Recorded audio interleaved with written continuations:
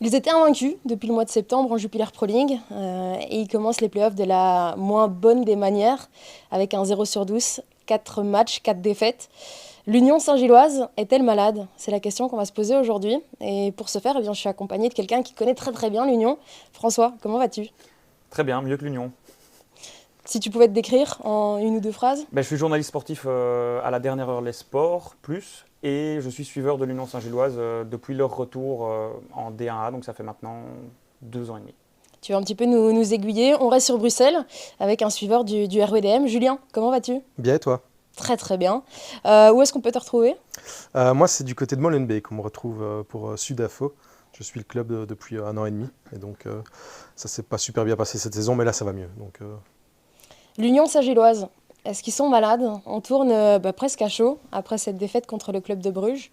Toi, François, t'en penses quoi? Ce qui est assez paradoxal, c'est que là, l'équipe ne prend pas de points, donc le bilan comptable, il est très mauvais. Donc oui, entre guillemets, ils vivent une petite crise d'un point de vue mathématique, quand on voit qu'ils ont fini la phase classique logiquement en tête et que maintenant ils sont troisième. Mais c'est paradoxal parce que dans le jeu, dans le contenu, c'est pas si mauvais que ça. Finalement, ils ont joué 4 bons matchs. Il y avait quelques moments durant les 4 rencontres où c'était pas très bon, mais voilà, comme je le disais, s'ils doivent recevoir les points en fonction de leur contenu du jeu, je pense qu'ils peuvent prendre 8 points sur 12, en comptant peut-être un match nul contre Genk, un match nul contre Anderlecht, et puis certainement une victoire contre le Cercle. Ils étaient plus forts que le Cercle, et pour moi, l'Union était plus forte que le club de Bruges, mais voilà, ils n'arrivent pas à être efficaces dans le rectangle, et ils arrivent à concéder des stupides goals dans le rectangle, et le résultat, c'est qu'on est sur un 0 sur 12. Ouais, 0 sur 12. Julien, comment est-ce qu'on explique ça? Parce que je pense que depuis leur montée, c'est jamais arrivé 4 défaites consécutives. non, je pense que la dernière fois que l'Union a perdu 4 matchs de suite, c'était en 2017. Ça remonte. Donc, sur la chronologie de l'Union actuelle, c'est l'Antiquité. Mhm. Comment est-ce qu'on explique ça? C'est difficile parce que, comme dit François, il y a quand même du contenu qui est là. C'est des erreurs bêtes. On voit là, le 0-1 contre Bruges avec l'erreur de Maurice, ou même contre Genk, pareil. C'est à chaque fois, l'Union est pas mal dans le match et puis bam, ça se retourne contre eux de manière un peu improbable. Euh, donc c'est à 0 sur 12 qui tombe un peu, entre guillemets, de nulle part, parce qu'il n'y avait pas de signe avant-coureur en phase classique. Ils étaient toujours sur leur série de matchs sans défaite. Est-ce que c'est dans la tête, la pression, le fait d'avoir 7 points d'avance qui repassent à 3, d'avoir tous les concurrents qui reviennent, une certaine nervosité qui s'installe avec les dernières saisons où ils ont manqué le titre de peu. Est-ce qu'il y a tout ça qui se met ensemble et qui fait que mentalement, ils n'arrivent pas à tourner le bouton, et quand les défaites s'enchaînent, on le sait bien, je l'ai vécu du côté de Molenbeek, quand les défaites s'enchaînent, la confiance est égratignée, parfois on a peur de faire certains gestes, de prendre certaines initiatives, et donc dans le jeu, ça peut se ressentir. Et voilà, est-ce que les joueurs ont toujours cette même liberté dans le jeu? On pense à Amoura qui est un peu dans le dur aussi. Quand ça tourne, ça continue de tourner, mais dès que la machine se grippe, on a parfois aussi l'impression que certains joueurs veulent un peu forcer. Euh, et que ça peut desservir dans le contenu. Ouais, et finalement, il faut un déclic en fait à cette équipe.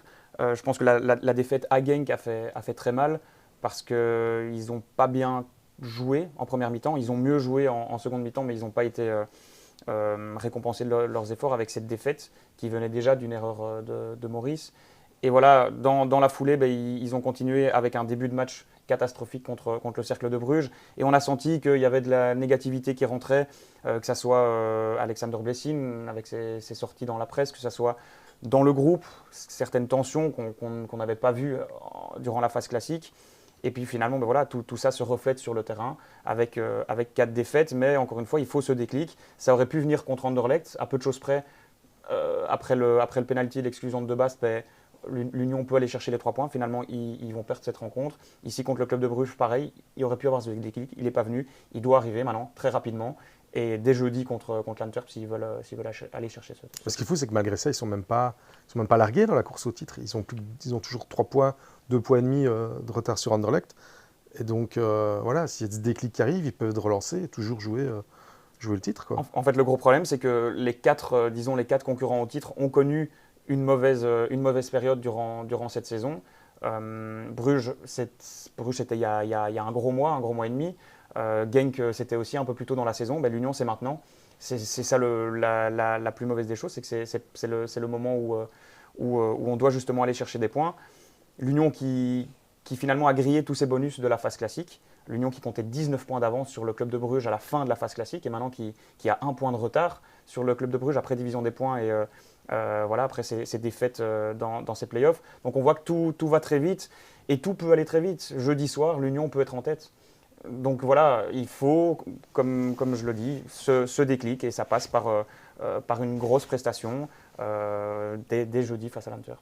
Quelle est l'importance de l'aspect psychologique sur cette équipe de l'Union? On sait que ça fait 2 saisons qu'ils courent derrière ce titre et qu'à chaque fois ils passent à côté. Est-ce que tu ressens un vestiaire impacté par ça? Ben, on ressent un vestiaire impacté, oui, des joueurs qui sont touchés et des joueurs qui se remettent beaucoup en question et qui comprennent qu'ils ne sont pas au niveau. Et je pense que ça les frustre de voir que ça roule pas pour eux. Durant la phase classique, ils n'avaient jamais perdu après une défaite, ce qui montrait quand même voilà, que le mental, le côté mental des joueurs de l'Union était quand même très, très solide. Et ça a été le cas depuis 2 ans et demi. Combien de fois on a dit c'est fini pour l'Union? Et non, l'Union est revenue. Qui croyait vraiment que l'Union allait être à 3 points du titre aujourd'hui quand on était durant l'été et après tous les départs de Thomas, de Boniface, de Adingra, de Nicope, de Linen et de Van der Heyden et j'en passe encore. Donc voilà, je pense qu'ici actuellement les joueurs ne sont pas habitués à ce qu'ils sont en train de connaître, à cette petite crise. La semaine dernière, ils se sont parlé, ils se sont dit les choses, ils ont évacué toutes les frustrations parce qu'il y avait des frustrations dans ce groupe. Maintenant, c'est bien de parler en semaine, c'est bien de faire des bonnes séances d'entraînement. Blessing a dit qu'il était très content du contenu en semaine. Il est aussi content du contenu en match, mais maintenant, c'est bien de faire du contenu en match, mais il faut aller prendre les points. Ouais, sur le mental, c'est dans tous les sports, le mental est ultra important. Parce que quand on peut faire des super bons entraînements, mais à l'entraînement, tu es tout seul, tu es contre personne. Donc oui, c'est facile de faire des bonnes choses, de montrer un bon état d'esprit. Mais quand tu joues un match contre une équipe qui va te contrer, qui va te mettre en difficulté, c'est là que le mental doit être fort et de se dire, OK, il faut qu'on arrive à changer. L'important, c'est d'avoir de la résilience. Et voilà, c'est maintenant qu'on va voir si l'Union en a pour arriver à switcher, se dire, OK, on a fait 0 sur 12, c'est le passé, on a fait des erreurs, on les oublie, on les travaille.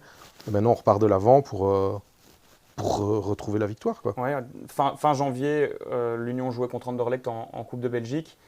McAllister qui est exclu après une demi-heure de jeu, l'Union va se qualifier à 10 contre 11. Ici, 2 mois plus tard, l'Union est à 11 contre 10 contre Anderlecht, ils prennent un but et ils perdent ce match. Pareil ici contre le club de Bruges, ils sont à 11 contre 10, ils prennent ce but et ils perdent le match. Donc clairement, il y a cet aspect mental. Je pense que durant la phase classique, les équipes savaient que l'Union était capable de tout. Les équipes savaient que l'Union, même en étant menée 0-2, pouvait aller chercher 1 point, voire 3 points. Ici, les équipes savent que l'Union peut craquer et que même en jouant à 10 contre 11 contre l'Union, c'est possible d'aller chercher la victoire. Donc voilà, je pense que clairement, l'aspect mental est primordial, encore plus dans une compétition comme ça, comme les playoffs, où voilà, c'est des très gros matchs, c'est des très grosses affiches et tous les points comptent double par rapport à la phase classique. C'est vraiment pas le moment de plier et malheureusement pour l'Union, c'est à ce moment-là que la mauvaise passe existe. D'autant plus que l'Union, en étant premier à la fin de la phase classique, est la bête à abattre. Alors qu'on a des équipes comme Bruges qu'on avait enterré, Genk qu'on avait enterré, le Cercle qui arrivait un peu sur le fil, qui sont des équipes qui n'avaient finalement rien à perdre. Donc ils sont arrivés là en se disant on y va, on joue, on fonce dans l'Union et on va voir et ça passe. Ouais. Et ce qui est assez fou, c'est que les joueurs nous disaient la pression, non, on n'a pas de pression. Honnêtement, on n'a pas cette pression du titre, on n'a pas cette pression d'être leader, d'avoir été leader pendant toute la phase classique et de devoir aller chercher le titre. Non, nous, on joue nos matchs et on y va. Si, il y a une pression. Et je pense que ça a été un gros problème mentalement, c'est de ne pas avoir accepté cette pression, justement. Si les joueurs se l'étaient dit, OK, on a la pression, elle est sur nos épaules, maintenant, il va falloir prendre nos responsabilités et aller chercher ce titre en assumant cette pression. Je pense que peut-être que dans le jeu et dans les résultats, ça aurait été meilleur. Parce que parfois, ça a été un peu naïf. Et donc c'est peut-être ça. S'ils avaient accepté cette pression, ils se seraient dit attention, on doit faire gaffe, on ne doit pas jouer de manière trop naïve, ce qui peut coûter des points parfois quand on ne prend pas en compte le contexte et la réalité des choses. On parle de pression. Est-ce que les supporters se contentent pas de trop peu aussi?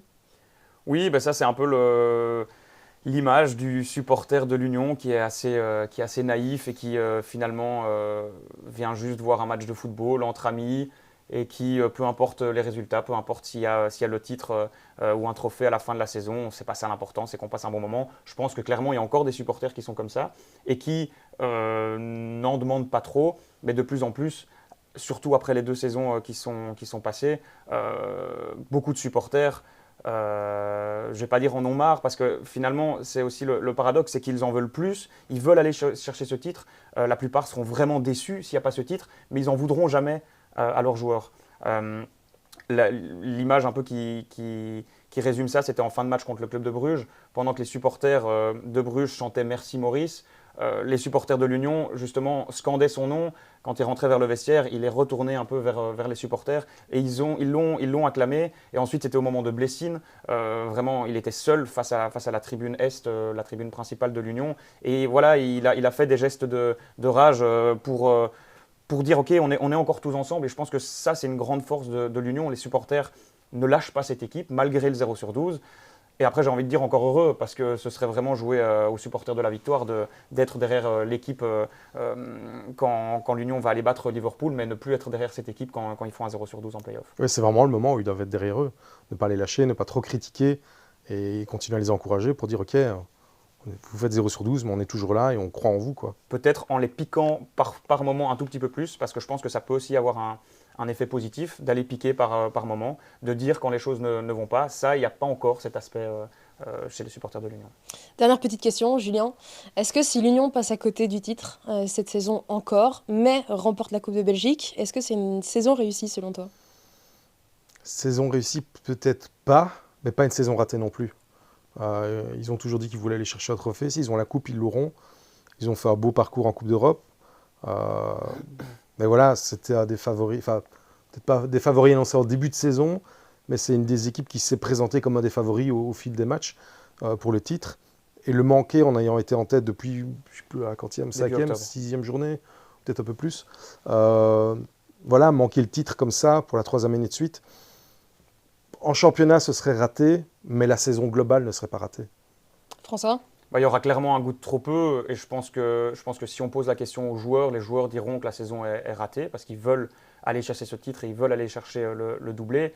Mais voilà, si l'Union va chercher déjà un titre avec cette Coupe de Belgique, vu la phase classique que cette équipe a faite, vu aussi tout le parcours en Europe, finalement, il y aura que les playoffs qui n'auront pas été bons.